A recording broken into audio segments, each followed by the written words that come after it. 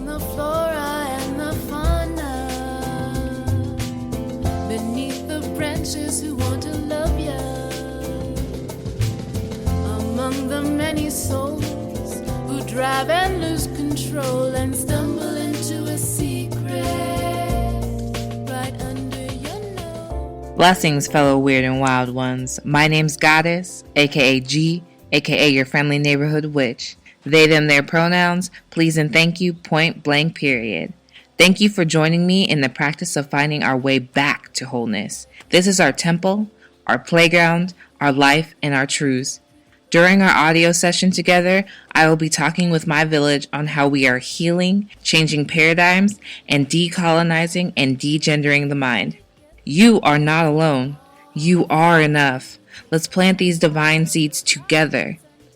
This work is for the collective from me, and there's a lot of magic that goes on behind the scenes. Find ways to support and reciprocate me and the other co-creators on the show at the links below. Grab your pens and paper, grab your woes, and let go. Among the flora and the fauna, beneath the branches who wanna love you. Shout out and big thank you to a dear friend of mine, Lori Amadeo, for sharing her track Radiate Out with us.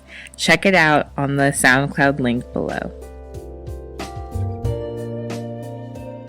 Bill O'Connor is a doctoral student in counseling psychology. He studies individual and collective trauma and is an avid spiritual practitioner, cultivating an organic and affirming spiritual practice through meditation, ancestor work, and somatic practice. He brings a critical lens to Western healing practices, in particular their power dynamics and relationships to systems of dominance. They're queer and spend a lot of time utilizing somatic practice to find a deeper spiritual embodiment of their truest self outside of the ill-fitting clothes patriarchy bestowed upon him, and is often humbled by the difficulty and enormity of this task. He's like being soft. He likes what? I like being. You like being. I'm keeping that. You like Yes, I being keep it. soft and political, angry and cuddly, supportive and challenging. Thanks for joining us, Bill. I'm so excited Thanks to be for having talking. me. Yeah, I'm Yeah, so me excited to be talking to you. All right, so let's get down to the basics. My name's Goddess. I use they, them, their pronouns, and I am black-bodied. How about you? I'm Bill. I use he, him, or they, them pronouns, and I'm white. Lovely. Now we know. The truth is out. And you're As being if it was ever recorded. in doubt.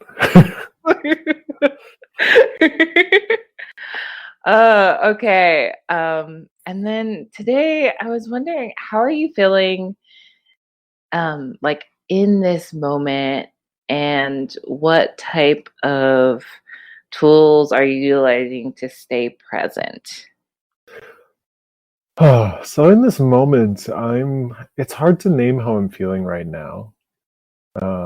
This is a big transition period for me where I'm about to leave Colorado, having been here for 6 years. And it's really represented a period for me of pretty deep transformation and healing. And I'm sort of harvesting some of those things right now before I move to the Pacific Northwest, where I hope to make a home and build a real sense of community. So, I feel good on some levels, a little confused on some other levels, just letting go of some old patterns and going into new spaces feels it feels good, but also disorienting at times. Yeah. What's helping me now, at times I've been using just a really basic meditation practice, and really using that to try to hold myself with warmth and care. Last week I hit some anxious edges. I think quarantine and social isolation finally really got to me, and I hit some of the ups and downs, and I hit some real shame spirals that were hard to deal with. And how I was dealing with that was YouTube videos and binge playing Roller Coaster Tycoon, which is an old computer game that I downloaded, and it's a good way to dissociate. So, at times I'm a very dedicated spiritual practitioner. At others, I'm a distractible human, and I don't think those things are actually in conflict.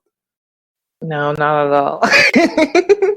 The video game, I saw a post on Facebook the other day, that said, I don't miss my ex, but I do miss SS Tricky. And I was like, accurate. So accurate. That was a fun game. You could do such ridiculous stuff. Yeah, and I just like the characters and the worlds that they created, or courses they created were pretty rad. But yeah, I definitely resonate with all of those feelings, especially just the last week in particular. And I don't know if it was because we were also kind of leaving out of a full moon, and full moons are pretty they're just powerful. That shame spiral, and just really being in this place of everything kind of bubbling up to the surface, and it being amplified by the quarantine because you're already vulnerable.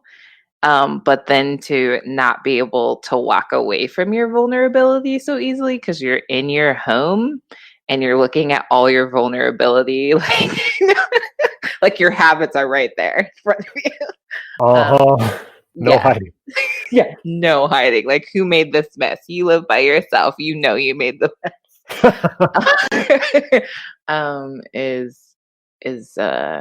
Was definitely something that I was facing too, and I'm still trying to process where's the grace and where is the learning and the dismantling of habits that just don't serve me anymore.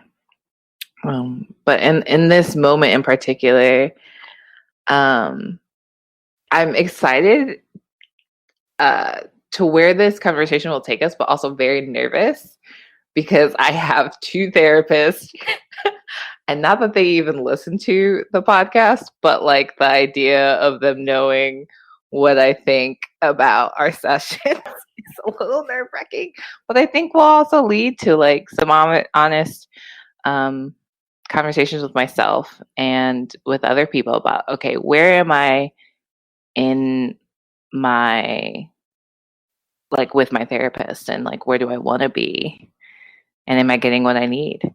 So yay. Yeah, I feel you. I'm a little bit I'm gonna say some critical things about therapy and some of the emotional ideology that I've seen in therapists and I've had to recover from, and I hope I say it in a way that's critical enough to speak truth to it, but also honors everybody else's own journey. So yeah, that loving wrath, as Lama Ra talks about, wrathful compassion. Yes, wrathful compassion.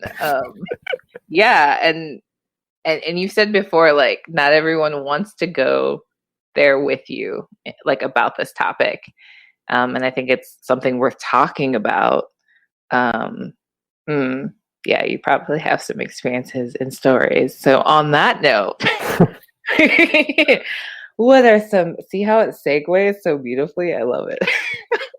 What have been some powerful moments, both helpful and harmful, within psychotherapy that you bring with you into your experience and your own work? Yeah, so there are definitely a handful along that spectrum. And, the first one that comes to mind is one of the helpful ones. It was just the first time I went to therapy. I was 23. I probably should have gone sooner, much, much sooner, really, probably. reflecting on my own history, but like, you know, it was a time where I was struggling in relationships, struggling at work, struggling with family stuff. And, you know, I carry a lot of shame. Um, and, you know, just being able to go in and put those things out there and share myself as fully as I could at the time. And for somebody just to hold it and the world didn't fall apart. All of a sudden it was like, oh, I don't have to carry this all by myself, because I was used to carrying everything all by myself. Like, I retreat from the world. That's my like coping strategy. Like, I could, you know, be perfect at school, be perfect at work, be perfect in relationships, and then just hide when you can't be perfect. That's my sort of thing. And so that was something that started to allow me to be a little bit more whole and see myself more clearly. So that was really beautiful. But you know, with the question, what's been helpful and harmful? Really, the harmful things, you know, the therapists that really didn't resonate with me, that might have done deeper harm, like, I didn't stick with very long. You know, so I don't have anything that's like super harmful, but like on a basic level, something that was really limiting was therapists who were really like disembodied, who I couldn't feel. And, you know, there's something metaphysical that happens when you do that. You know, when the person in power in a space isn't fully there, you can't fully be there. And so there's one clear moment that really hit me hard. And I actually it led to a long conversation with my therapist at the time. And I ended up sticking with them for a while because they were the best person I could find. And I didn't feel like the time and energy to find somebody else might have even been productive. But I was seeing this therapist, and we were probably like 3 or 4 sessions in. And she said, no one can make you feel anything. It's how you react. And I just had this immediate like, no.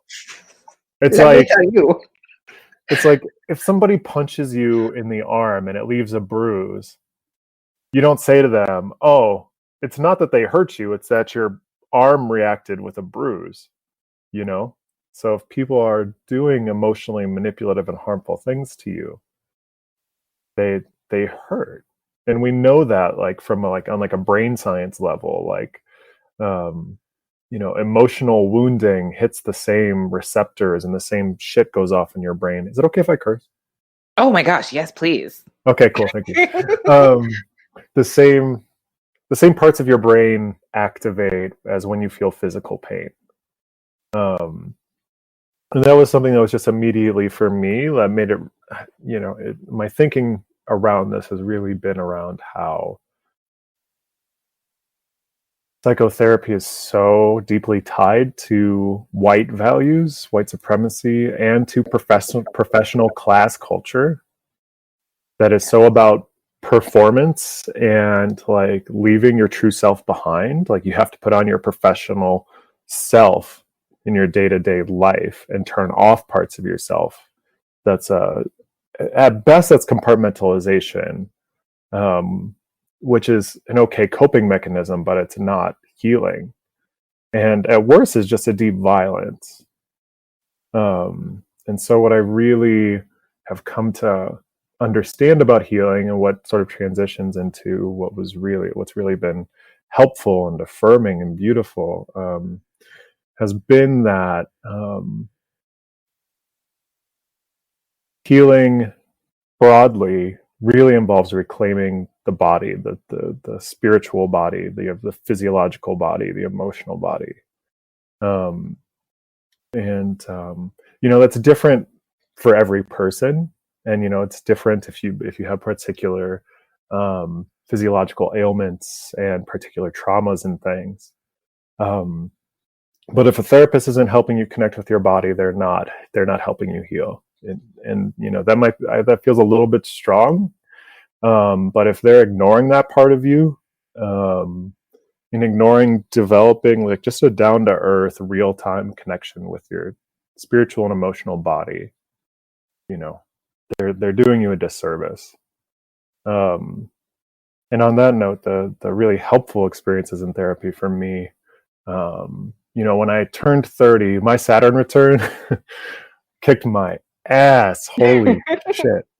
Um, and it was a thing where, those first few years of it were just kind of chaotic, and life was happening to me in strange ways, and I was really misaligned in so many ways. And there were really beautiful pieces in there too. Like there's some really beautiful relationships I formed and things, but it was really, really difficult and chaotic on an emotional level. And then I hit 30 and I could feel the ground shift. And I was like, "Ooh, it might be getting better." And then I dropped into the deepest depression I've had, aside from this one time when I was like 22 and really, really just like kind of nuts. Um, and the thing about that was, though, I dropped into that super deep depression, but the work became so clear and the path forward became so clear. And I found my most helpful therapist, and he didn't do anything special, you know.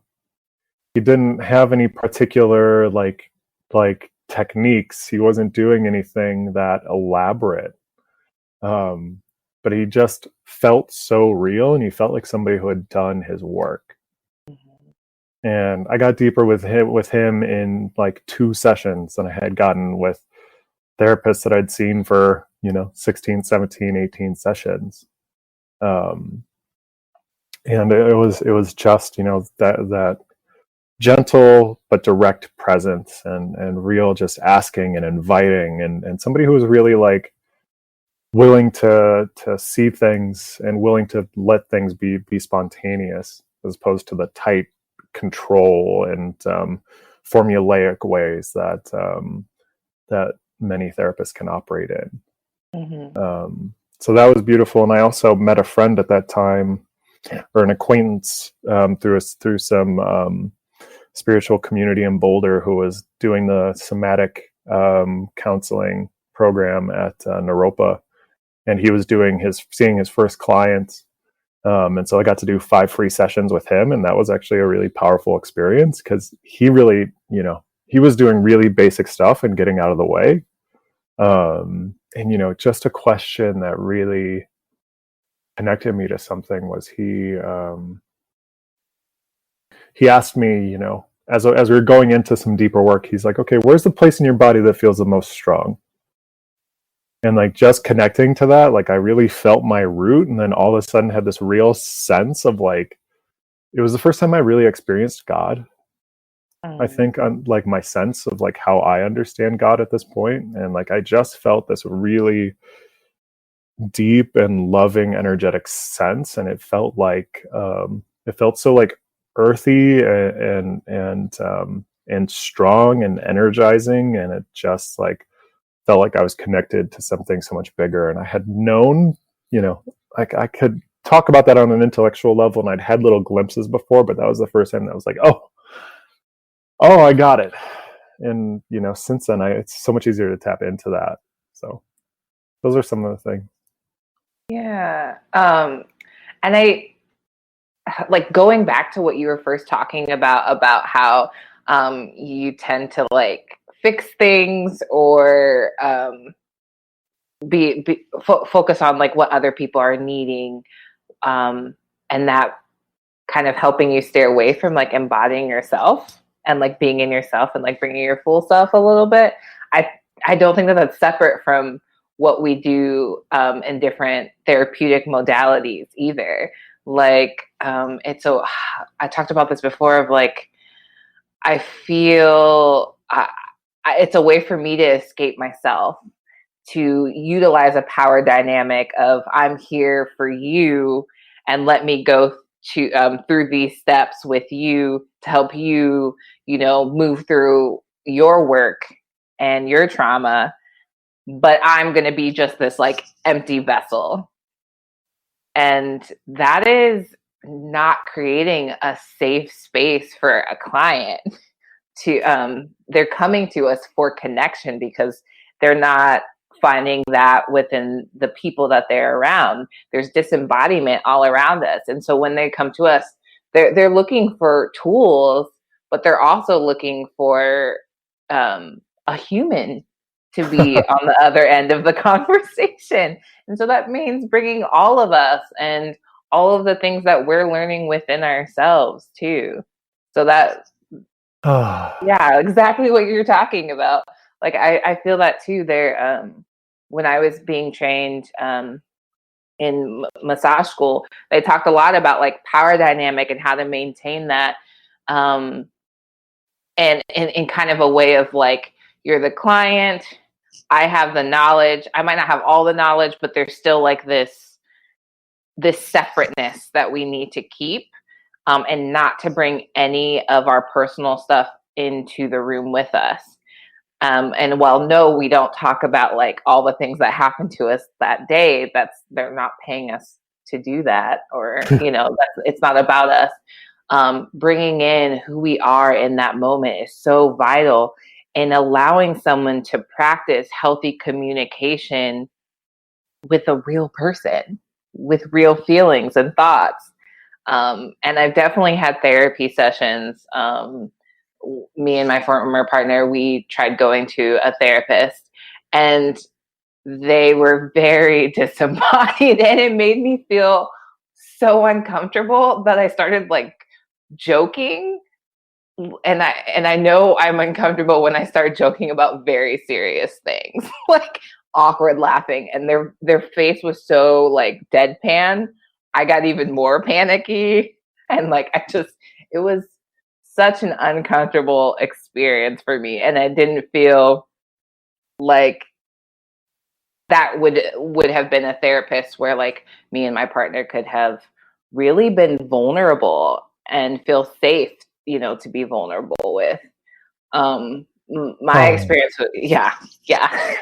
And my experience with therapy, I went when I was like 5, and again, that was very disembodied. I don't think that there was space, and it might be this way with people who might not have a choice of whether or not to go to therapy, where they feel like inside of the session and outside of the session, everyone is making the decisions for them, and they're just like there to answer questions. Yeah. I was actually talking to a friend recently, and she talked about how she often, up to this point in her life, has experienced life as happening to her and not having much power within it. Right. And that really resonated with me and a lot of my like earlier experience. And just kind of floating through life and doing the thing that was in front of me, and like what was there. I think we can reproduce that when we reproduce those power dynamics. Was talking to we have a group of graduate students that Dr. Caridad Souza. Did you meet Caridad at Radical Dharma last year? Yes. Oh yeah, you came to one of our Radical Dharma meetings. I forgot about that. That's where we first met. Yes. No, it's coming back. Radical Dharma. So of course, yeah. But Caridad's been convening a group of graduate students, and it's called Pathways Out of Whiteness, and it's a mixed race group of graduate students who are trying to unpack these things. And within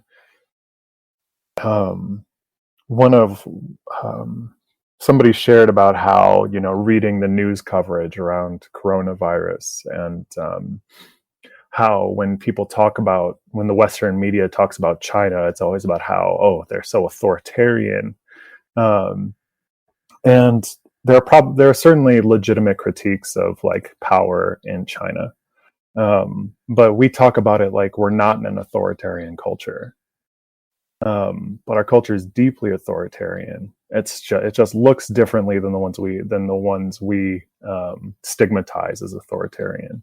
Right. And that authoritarianism is built into corporate power. It's built into patriarchy. It's built into class structures. And so that's part of why we often feel that way, that life is just happening to us. And therapists can reproduce that by taking control and maintaining power in a way that doesn't hold a nuanced grasp on how to empower people. where do we have choice? How can we find power within our bodies, within our spirits, within our relationships, within our communities? If we don't reckon with that sort of cultural authoritarianism that we're brought into, we're going to miss out on pieces of it. Absolutely. Because when you're not fully there for a conversation where you might be bringing up memories that are very traumatizing, or that are just plainly vulnerable, it makes the other person feel as if they don't know, they can't read you, and it takes away the autonomy from them to fully get a gauge on the situation. If we are as therapists are trying to hold a space and provide our clients with empowerment, or a place to practice empowerment and what that feels like, then are we giving them the full, we're doing them a disservice by not just fully being there. For me, it's about parasympathetic state. Like if I don't, if you don't feel like you're in control, you go back to that fight, flight, freeze, fawn mode, and so easily. Yeah. So I think where psychotherapy is harmful is it often can be harmful in a way that seems so benign, but it can teach you to more comfortably navigate an oppressive environment. Right.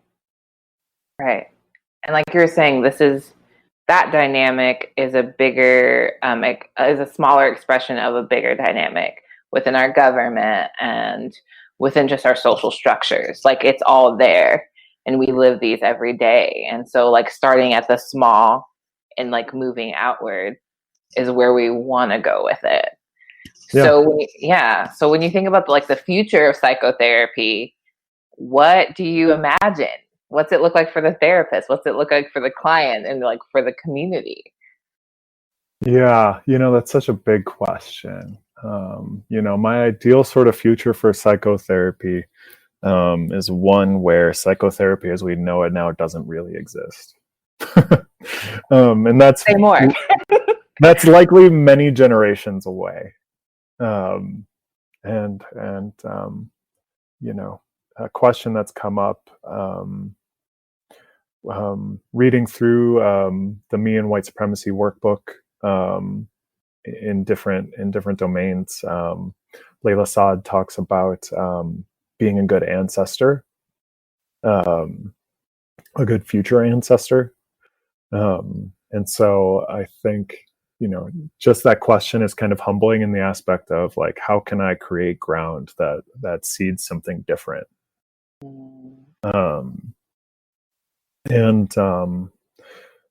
For me, what that means, drawing on relational cultural therapy, which really talks about building mutually growth fostering relationships as most fundamental to creating a healing trajectory for people.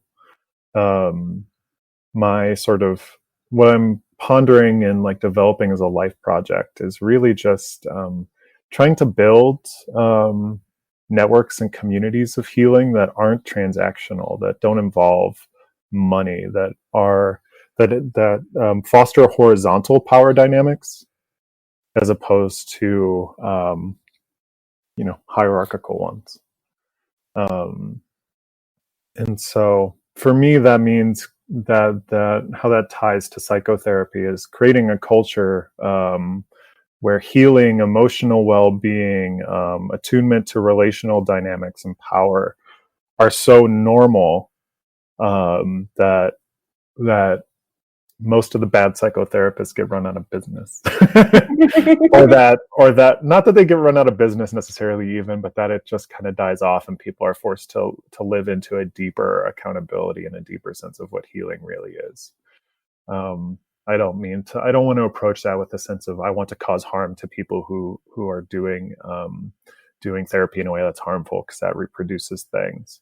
But hopefully, in a sense, that calls people into a deeper accountability, because I think the history of psychotherapy is so deeply patriarchal and abusive. Um, and so really needing to shift that ground at a fundamental level. Like, it can't just be, add in cultural competence. It can't just be add in somatic stuff. We actually have to change the foundation of it. Yeah. Because if we don't, we're not really getting to the root of things. It's kind of like a side note. Yeah. Yeah. I don't know whose definition it was. It might be Angela Davis. Correct me if I'm wrong, but she talked about radical means to grasp something by its root. Oh my gosh. Is that Angela Davis? I don't know. I mean, it sounds like Angela Davis, but it also sounds like quite a few other people. Yeah, I'm doing my best to give my citations here. We'll look it up. I'll look it up after. Cool. Plug it. But yeah, so it's the same way I think about cultural and political change generally. It's like, I only know the context of living in the United States, and we are founded on some of the deepest and most cruel acts in the history of mankind up to that point, and still are amongst them in terms of indigenous genocide and chattel slavery, and the type of patriarchy we instituted. And when we just say, okay, well, we'll make people equal in this exploitative, destructive system, it doesn't actually do it doesn't actually really do the work. No. At the level we need to. It's bandages almost, and it actually kind of just like pushes it farther down, that like the ways in which it was like a macro, and now it's just like micro. And yeah. And so, my hope for the future of psychotherapy is to see more deeply to the root of the issue, and take on the foundational change that needs to happen. I don't think I want to check my ego around this. I hope I'm not coming off as like, oh, I know what the truth is. It's like, I see some things, and I'm hoping to find to do justice to the work of healing, and do so in a way that isn't about inflating myself, but instead in joining people in a very down to earth and humble way, that steps outside of the saviorism and white exceptionalism. I could go off for a while, but really part of my healing journey has really been about letting myself be small. I think being raised and socialized to be a straight dude were clothes that didn't really fit for me, both the straightness and the dudeness.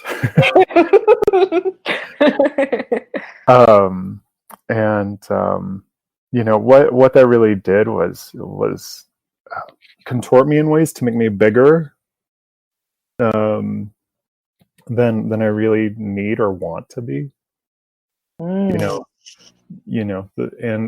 I still fall into that where I sometimes take up a lot of space, and in unhealthy ways, and really get caught up in self-righteous moral indignation. And righteous indignation is important, and rage is important, and a sense of anger in the face of injustice is important.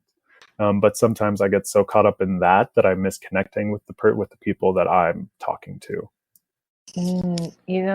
When you were talking about that, like the space, like to take up, an image came to mind of like you being big enough to exhale and project out, but not, but it doesn't give you enough space to breathe and take in. I was like, I holy like that moly. a lot. I like that a lot. That really captures something. There's a lot there. Because, like, yeah, I like, and it resonates on both like on both sides, because the system now is like white cis men take up quite a bit of space. And there's always room for them to, like, say more, do more. That's like that's kind of the point. But to actually take in their surroundings and be present, there's not a lot of space for that. And to hear and to feel, receive, there isn't that space.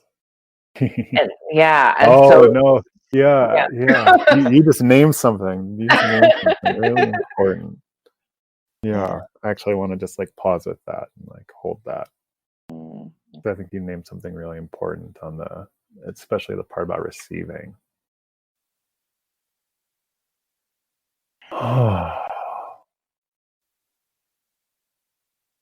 Yeah, I think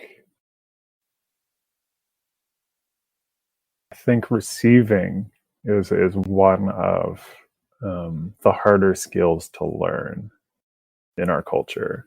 It was something that was hard for me. Like receiving love actually felt painful. Like in your body, you could feel it. And I think that's extremely normal in our culture at this point. I think, just trying to be genuinely affectionate and present and authentic with people. Like I see so many people's discomfort with receiving love and genuine affection. And I think we're so starved for it and want it, but when you actually receive it, it's painful. And my interpretation, at least from my experience, was like I had taken on so much violence on several fronts, and to actually just be like held and seen in a way that was healthy. It both felt really like moving and beautiful, and then like brought up such like painful like rage and like confusion. Whew. You're allowed to like fully exercise like all of you, and a lot of things get stirred up. So much gets stirred up. Yeah. And I think what that sort of brings me to, and as thinking about our conversation, and thinking about psychotherapy and healing, is that within our culture, we're almost always in a performance, production, or consumption mode. Like that's capitalism. And so we're either performing or producing. Like we're performing roles. So like therapy can just be a performance, or production, where you're doing work, serving other people, creating value, or performance and creating your brand. Like we all kind of have branding as part of ourselves at this point with Instagram and social media. Each of us creates our life as a business, and then what we think of as relaxation is typically consumption. We're consuming media, we're consuming the world through travel. Sometimes when I hear people talk about travel and they're talking about going to these places and they're talking about them like it's a fucking Yelp review, I'm just like, oh, my soul hurts. All the thoughts come to mind. Yep. Mm-hmm. And we go to these places where where whole economies are built around our tourism and enjoyment, and it doesn't like confuse your soul and you don't feel the pain of that, I'm like, we're missing something. These colonized places, like if that doesn't confuse and hurt your soul and you don't feel that on some level and you go to these places, you're missing something. And that might sound a little intense for naming other people's realities, but I think it's true. Do you feel like the idea of consumption is also played out within therapy sessions? Like, I'm thinking about like the extraction and the siphoning that is done by usually whites of the Black experience in particular. But like, do you feel like that plays out in sessions too, where like, because it's under the guise of like, I'm here to listen, but really, are you just listening or are you just like taking from this person? Because you're not fully there. You're just gobbling up their experience. And what are they getting back? Yeah, and what you're really reminding me of is reading that I was introduced to through Dr. Caridad Souza's Foundations of Feminist Research course, and she gave us some readings from Leela Fernandes on transforming feminist practice, and one of the big passages there was she talked about witnessing, in terms of witnessing the suffering of other people.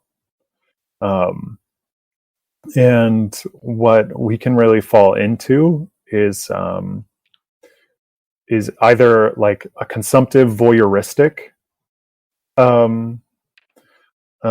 way of extracting, or we can be distanced and disconnected. Those are a couple of the big pitfalls. It's either we're dissociated and not actually connecting with the person, or we're extracting from a place of not actually seeing the other person's humanity and not being willing to be in an equal relationship, a collaborative relationship where we're willing to be transformed. What she talked about in terms of witnessing is that the spiritual responsibility of witnessing is to be willing to be transformed by what you're coming into contact with. And we can be so defensive and protective of our cultural mythology. That whether it's defensive of the profession as being good, whether it's defensive of our cultural mythology of the United States being a force for good. You can see it when people talk about the founding fathers, like they're good people, like they intentionally founded a military empire, and we're slave owners and genocidal people. That were, and we can be so protective of that like actually witnessing the harm, whether it's on that cultural level or the individual level, the cultural level being these great gigantic collective traumas and being able to be humbled and changed by the weight of them, or on the individual level when we do something wrong as therapists, or we say something or we misinterpret a client or something just doesn't feel right and we get defensive. And so that piece about consuming really highlights that for me, that responsibility of witnessing, and being willing to see that we don't really have any high ground in this, but we're positioned in the high ground. And in the therapy dynamic, in class dynamics, therapists don't make a lot of money, but we are part of professional managerial class. So there's terms and conditions to that we need to be able to look at. Yeah, absolutely. There's so many connections that this conversation is bringing out. not only how I show up in like the work I do during sessions, but how I show up outside of sessions, just in day-to-day life. And that how, like, those don't have to be separate. Like, every experience I'm having is an experience for me, you know, like it's growth for me, and it's learning, and it's taking in knowledge. And it's not that, you know, sessions, when you're fully whole for the session and you're getting something from it too, there's nothing wrong with that. There's Yes. absolutely nothing wrong with that. Like, you can still hold a ton of space for someone else while, like, you know, feeding yourself. It's a co-creation together. It's just the dynamics of what that looks like in that moment might be different. Yeah. No, Yeah. I'm so with you.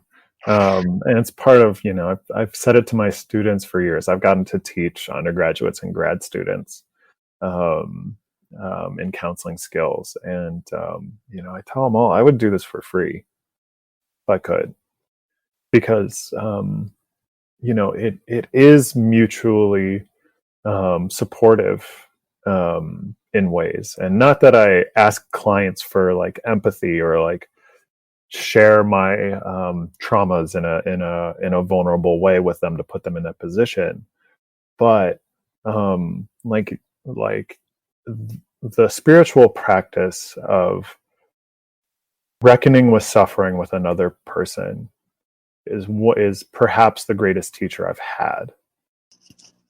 You know, I have particular teachers that I can cite as being really influential, but the ground where I learn the most is just being with clients and being with my friends and loved ones through hard times. Um, and being in it together in ways. And so there's nothing wrong with like those benefits of the work. Like being a healer when that's aligned with who and how you are in the world, it's a great gift to be able to do that. And I don't think there's anything wrong in naming that. And I think that's part of the humbling process of witnessing just what an important role it is to hold, and being willing to go to like our own darkest places, because that's the only way to really be able to continue to grow as a healer. It's to move towards darkness, move towards the difficult places, you know, go into our bodies, you know, with support as much as we can, even when that's the hardest thing and the thing we want to do the least. Whew.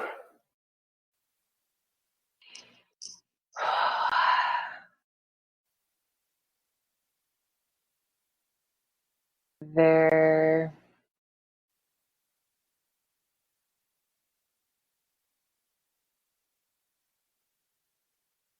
I'm still just taking in everything we're talking about, and trying to articulate that is very hard. It's hard. It's hard. Yeah, it is. I'm remembering Caridad right now, actually, because she was one of the first. She was the first teacher to ever, like, at the beginning of a class before we dove in. You know, first day, like syllabus day, she was like, "Not everything needs to be said," and that was really a gift for a bunch of like overachieving grad students who are really neurotic. You can breathe. Yeah. Yeah, and it's like, you know, if you can't put it into words, that's a beautiful moment, really. That's where you're growing. That's where you're learning.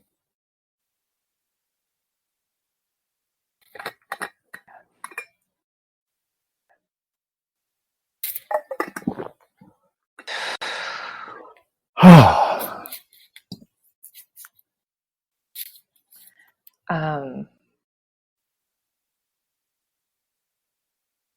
I'll leave that there. Cool. I'm gonna leave that there. We can save it for future just Bill and Goddess conversations. Yes, exactly. Exactly. Yeah, there's still a lot to process. I am thinking about how there is accountability for everyone within sessions, and then how we take it out into our community. But I'm also wondering, because you talked about like, not charging for this. How, and this is like so different from what we were talking about. Like, I feel like there's a little bit of unevenness, but That's fine. Take the turn. I don't want to spend 10 minutes in silence. We were like, what did the podcast end? But I think we do need like 10 minutes of silence, maybe more. Pause it if you need to. Because this is work that I want to be doing, and I don't want to be doing other work, like for my sustenance. Yeah.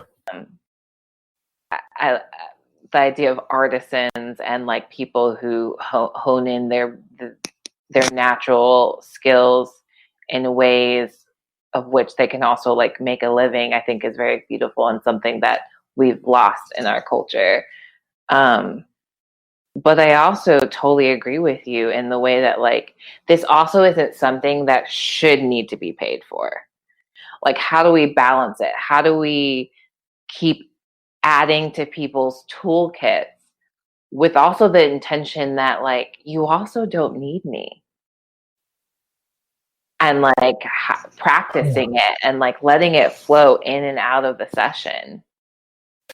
Yeah, it's a big question, and in our current reality, we have to work. We have to compete for our basic well-being, which is so fucked on so many levels. I was about to say excuse me, but that it deserves the F word. Yeah. Capital F. I just here want to name like my own, like how much my soul hurts over the fact that we have to compete for healthcare. We have to compete for access to decent education. We have to compete for access to care.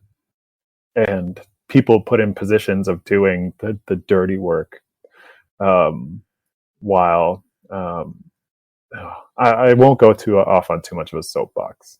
I want to come back to your question. But I want to name the importance of like actually feeling the weight of that sort of system. Because ideally we could do it. Like I would love to live a very humble life where I, give away as much like healing work and supportive healing work that I can. Have a humble domicile. Just give me an apartment with a bedroom and a small kitchen, and I'll be all right.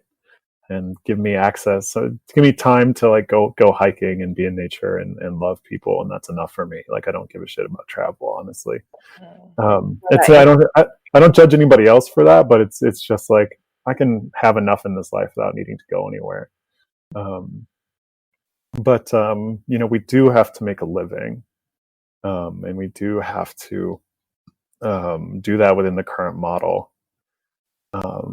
And so my sort of orientation to that as a project is like, well, okay, I'll get a job counseling and doing what I can. Whether right now I like working at universities because it tends to be an easier place to connect with people who are thinking progressively and critically. So my sort of career trajectory right now is to try to work in a domain like that, and then spend all my free time building networks that give as much away as possible, and building connections that give as much away as possible. And I think that's integrated with my project of building like chosen family and community. which is really important for me, especially having gone through a lot of lonely periods in my life, and feeling kind of isolated through just not knowing myself and how to hold all the pieces of me and the fluidity and dynamic nature of it. Agreement. Right? Gooiness. Yeah, so it's really just, having an eye towards the future, and what we can build pathways for, and making the compromises while recognizing exactly what we're compromising. Right. One of my frustrations with mainstream liberal politics is the orientation to compromise, like working across aisles and things like that. And it's like, yeah, that's cool, but I don't hear you naming what you're compromising. Whoo! Sorry, my nipple just got hard, and that means that is true. Yes. Yeah. Right there. Compromise when you have to, and name what you're compromising and what the implications of it are. Yeah.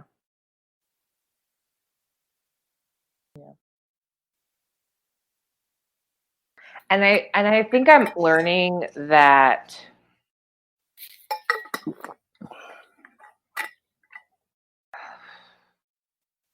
it's not only what I'm receiving, like financially from the exchange, but also what I'm investing back into. So both on an energetic and a physical level. So like if I am receiving money for these services, where am I then putting the money back into? And if I'm receiving nourishment on an energetic level, like with beautiful conversation and with like, especially in massage, it's kind of like a re-up for me on like grounding when I'm in a session. And also it's very affirming of tapping into when the veil is thin, because we're both very present. So it's that being connected to God feeling. Like, how do like when I leave the session, how am I redistributing that energy? Like in my interactions at the grocery store with loved ones, how am I, generating an environment where we can be close to our divinity and close to God? Whew. Oh, I love those questions. I love those questions. They pause with that for a second, because that really hits.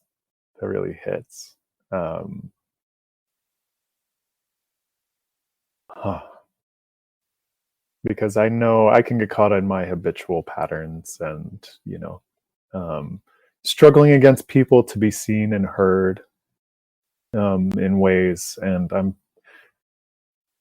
tired of like all the energy that goes into struggling against people who can't really see me.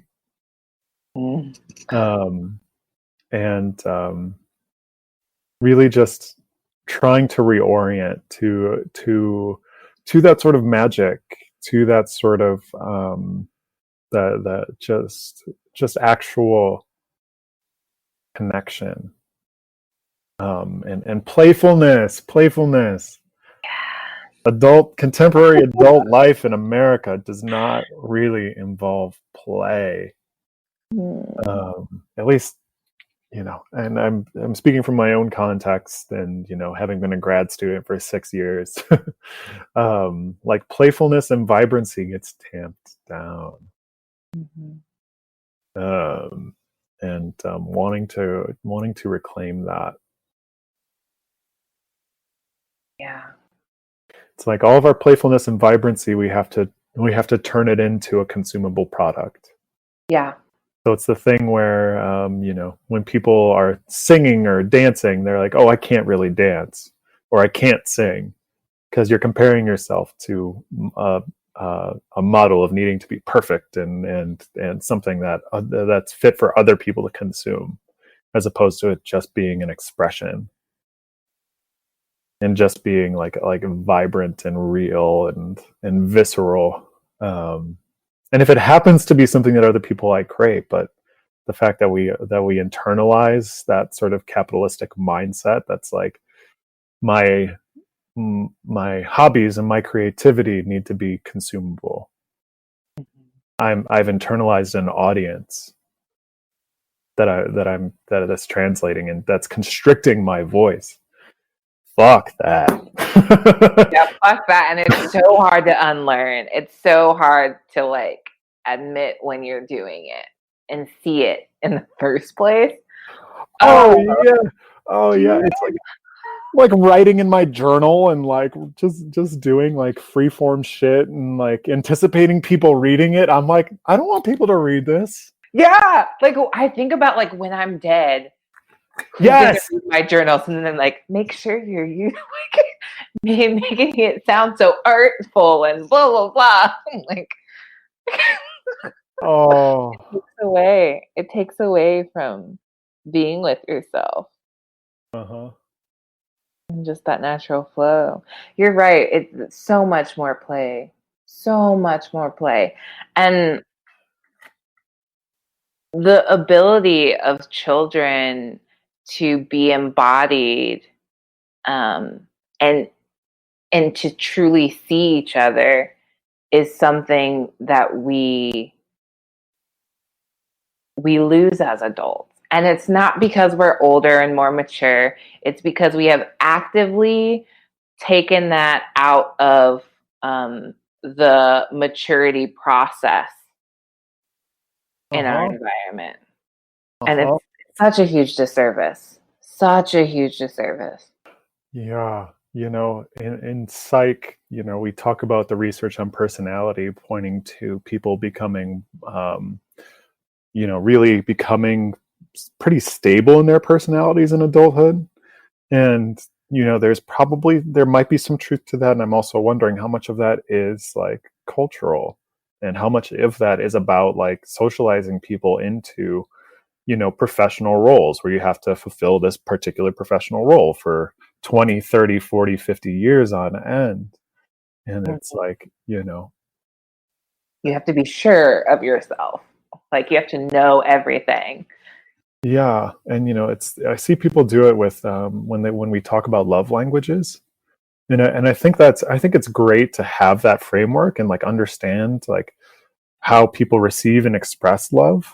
But sometimes it becomes like a constricting thing that is like, I'm this way. And at least for me, and like getting to know my own experience in gender and sexuality, and bringing it and getting to understand what whiteness is at all, because we rarely ever really talk about it or see it. It's like, oh, I am much more fluid and dynamic. And it's hard to be able to embody that. It's hard to be able to hold that. It's hard to be able to express that. Mm-hmm. It is. Mm-hmm. Because people have expectations for you, and you're supposed to fit into the little box in your little role and dance between the different things where, okay, in this role, I'm not in power, so I have to look to this person and what they're asking of me. And now I'm the therapist and I'm in power and I have to like set the expectations and be a certain way. And, there are times where hierarchy is important. I can't dismiss the importance of that, because it's important for there to be hierarchy between a parent and a child for safety and well-being. And there are times where a power dynamic is very useful and helpful and healing in therapy. And we need to have much more dexterity, like emotional and spiritual dexterity and range. Right. Find our voices and stuff. And I think it's when we talk about power dynamics in those realms, it's not just about like, I have the authority, so you listen to me. It's about trust. Like trust is from which the power springs. Like as a child, I trust that my parent loves me and wants what's best for me. And so I'm looking to them as to what to do. in my work, I trust that the person that like I am choosing to follow, not just because they're paid more than me, maybe, like in a leadership role, but that they also have everyone's best interest in mind. And I trust their skills to, help us do what, like, get the goal or do whatever. Like, it's not you're just like God given right, or like you were put in that position. So now, like, obey me. That's some of that manifest destiny shit, but like, it's mutual. Like, Yeah. it's mutual. Yeah. And like you said, it flexes like what that is in any given situation. Yeah. It's a great conversation, Goddess. Appreciating it. Oh, me too. So many feels right now. So many feels. I'll be intrigued to hear what other people think, because it feels like a really grounded conversation, like an intentional conversation between friends, and I think there's a lot of and I think there's a lot of juice in here, and I'll be interested. I'll share it with some people and see what they think. Yeah, please do. I'd love to hear what is birthed in other people's minds from this, and or like already there, and like they were like, I was looking for a way to talk about this, because it's something I hunger for. Can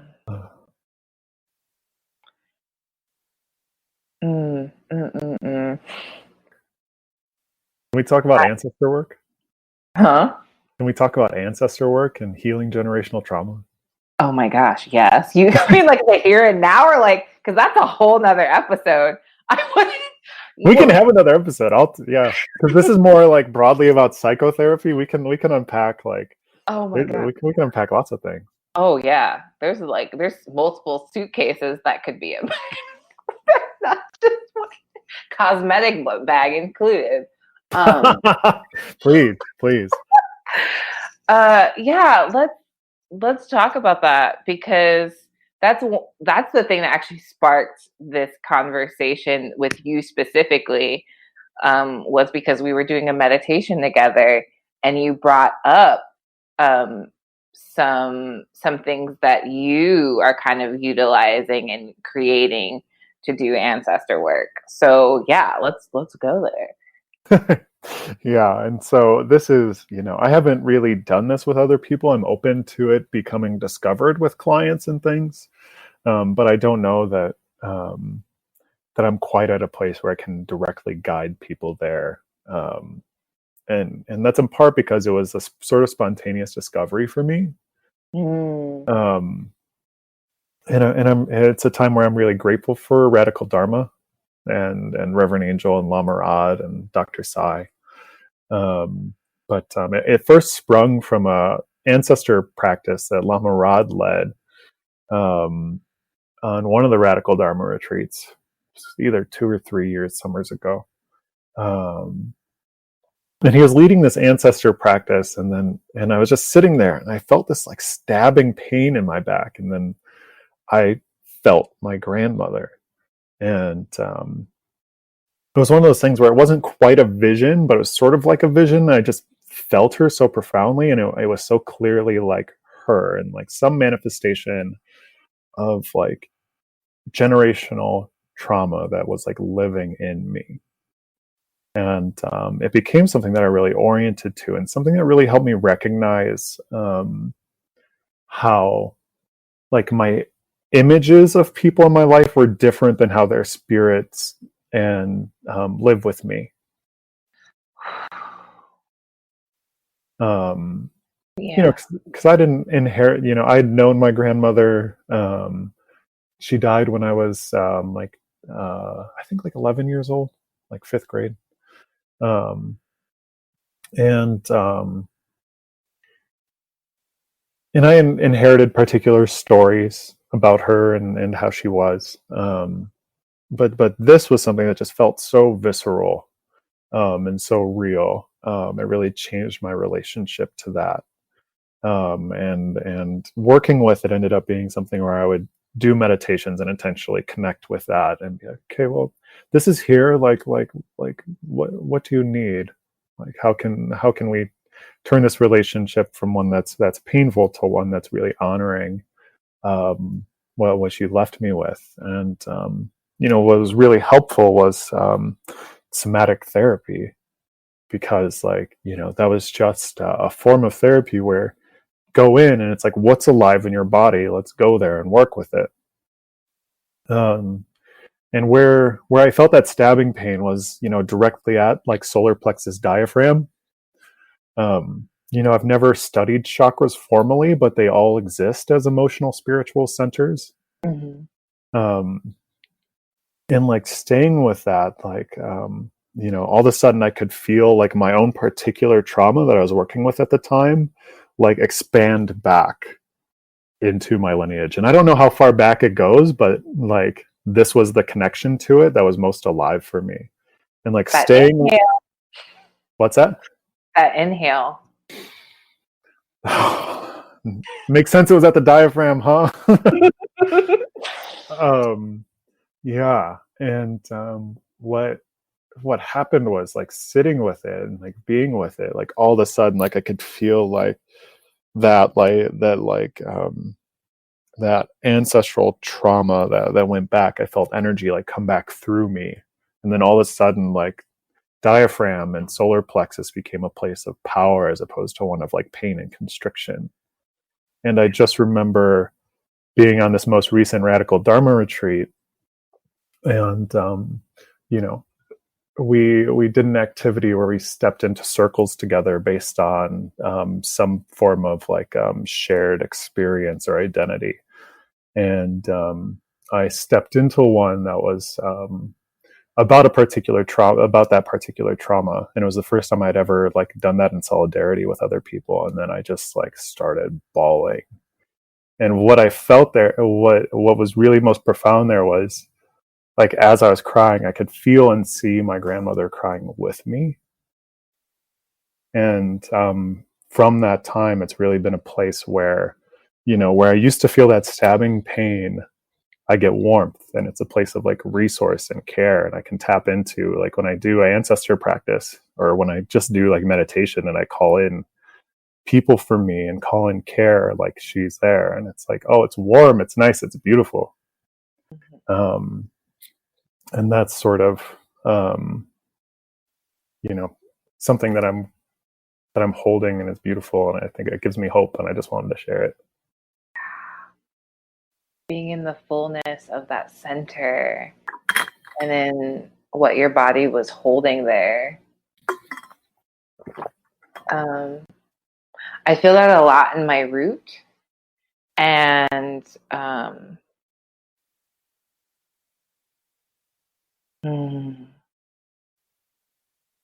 tuning into how to just say,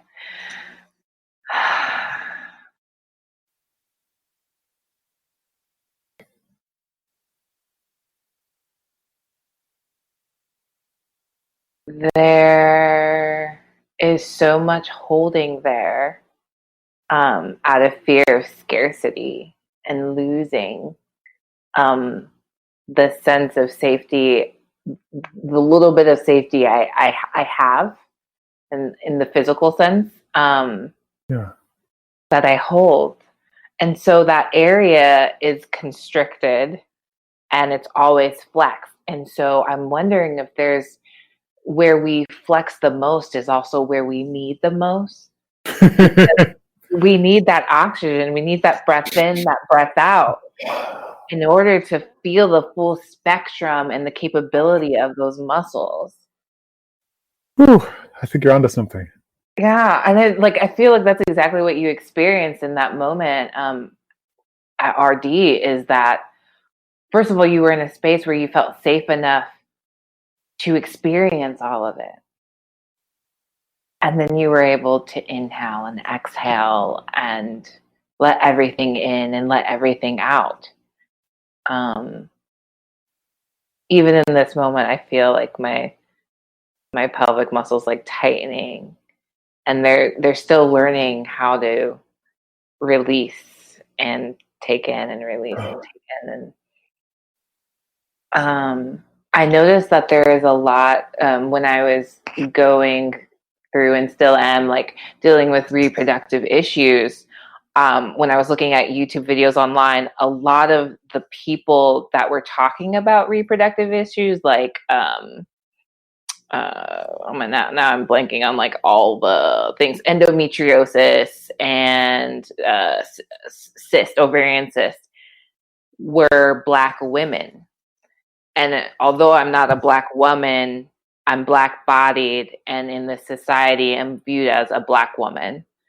And so that I feel like there is this holding that we do, like we need to be strong and hold down and be the foundation of support for our people. And it doesn't allow us, there's this movie called Waiting to Exhale. It doesn't allow us to exhale. It's kind of, yeah, there's, it's almost like the opposite of what you were feeling, that, of like taking up space, and you're not allowed to exhale too. It's just different. It's, there's a lot there.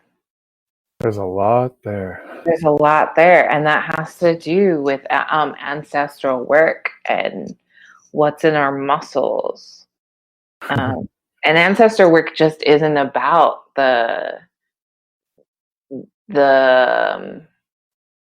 I don't know, the spiritual side, or I don't know what to call it, but like connection on a soul level with our ancestors, because our ancestors taught us a lot that has been passed down in like how our parents do things and how our grandparents do things. And so it's on both levels, and we need to make space for it both. And it goes back to what you're saying about, like how we connect to our ancestors now, like our grandparents now, if when they have passed on, it might be different than how we connected to them and saw them in the physical realm. Oh, yeah, I really appreciate all those points, because it really is. It's so many different levels, and the spiritual level, I think, is much more down to earth than we tend to portray it. I think sometimes in our culture, people try to get high off of spirituality. Yes. And we try to escape through it.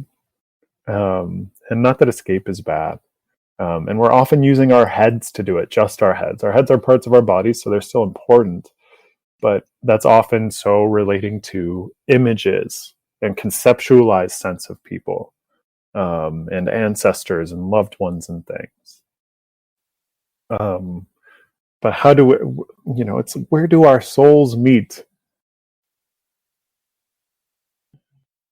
My friend Isabella asked me that in a conversation a while back, and it was such a beautiful conversation and way of connecting. So maybe our next conversation will start with a question: where do our souls meet? Or how do we want them to meet today? Or something like that. I don't know. I love that idea. I'm trying to find a way to make that into a greeting. To ask everyone. I have been lately. When I talk to people, I like to ask them, how's your spirit? And it seems to get a little bit deeper than normal. Yeah. How is your spirit? Right now, my spirit's great. I'm loving our conversation. My spirit, like, let me actually, like, really, yeah, my spirit feels pretty, it feels pretty vibrant, pretty golden. It's got some dancey energy happening. I had some caffeine today too, which I tend to limit caffeine just for acid reflux stuff, and for anxiety stuff, Yes. and for feeling myself stuff. So I've got some bounce. I've got some, like, my creative energy has been filled by this, so I'm feeling grateful for that. Me too. I feel also a little bit of mourning and sadness, because this conversation is so beautiful. I want to be doing this all the time. And like later today I have to go to, my paying job, and it's just not the same. And so there's this morning there for, this would just be lovely to wake up to and know that this is enough. Oh, well, we'll have to have more conversations. And so many more. yeah, and my friend John and I, and he's one of my one of my closest people in this life. We had a conversation similar to this over the weekend, and we were like, yeah, this is what we want to do. This is like how we want to live.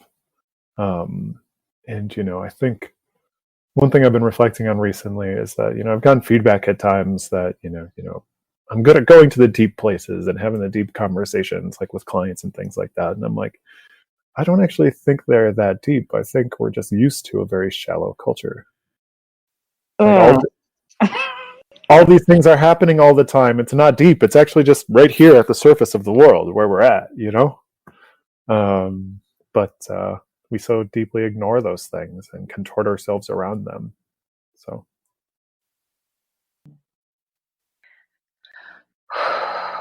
Thank you.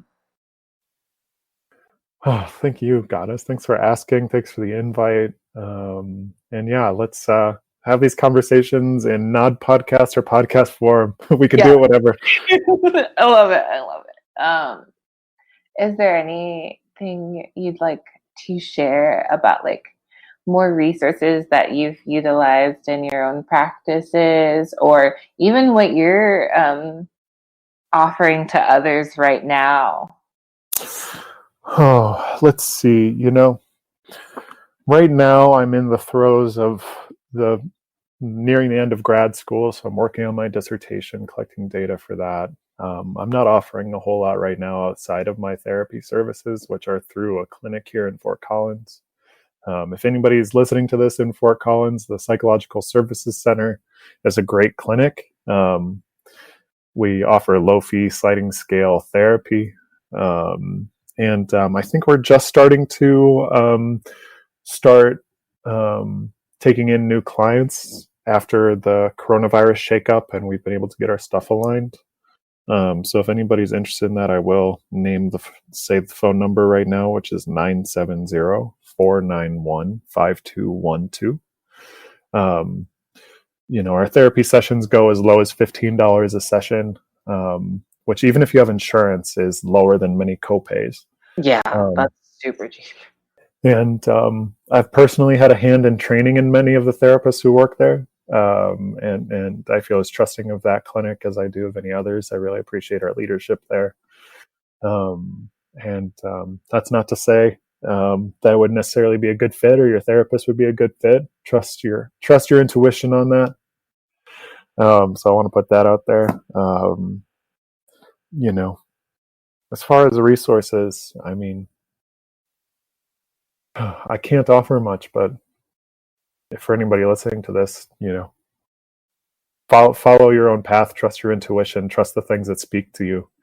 I always recommend Radical Dharma by Reverend Angel Kyoto Williams, Lamarad Owens, and Dr. Yasmin Saidullah. As it's just a beautiful and spiritually rich and vibrant book that I think was a model for me, more deeply extending my own path. Pleasure Activism and Emergent Strategy by Adrienne Marie Brown are pretty great books too. Anything by Pema Chodron. if you need, especially if you're having trouble in a difficult time when things fall apart, is a really, really great book. And otherwise, trust your path and find the people that feed your soul and keep them around. Amen. Also, I'd just like to say, we are not getting paid to talk about Radical Dharma or Adrienne Marie Brown. They're just that awesome that like we talk about, like this has come up almost on every episode. So we're not getting paid. Like, it's just that awesome. Like, check it out. And I named them, and I named Pema and I name like Leela Fernandes and Dr. Souza as a practice of giving credit to the teachers that have most influenced me, and giving my citations. I really, in ways view this as an art. Healing is an art, and those are the artists that they're for me, they fit into an even deeper mold than like punk rock musicians did for me and still do for me. That they were like, willing to speak truth and do it in whatever form they could, and do it in subversive ways, and ways that really inspire me. So I'm not getting paid for any of that. Not only like financially, just like spiritually, we're being nourished. Yes, exactly. Yeah. I'm thinking about all we talked about. Like, that's so punk rock. Yeah. Right. Well, thank you so much. And I'm going to try to put some of the links to what you were talking, like the resources you brought up in the description. And I'm so excited to see what other conversations come from this. So thank you. Yeah. I look forward to it. So, do you like me, or do you love me? Please heart the episode, share the episode, and subscribe at sunseedcommunity.com.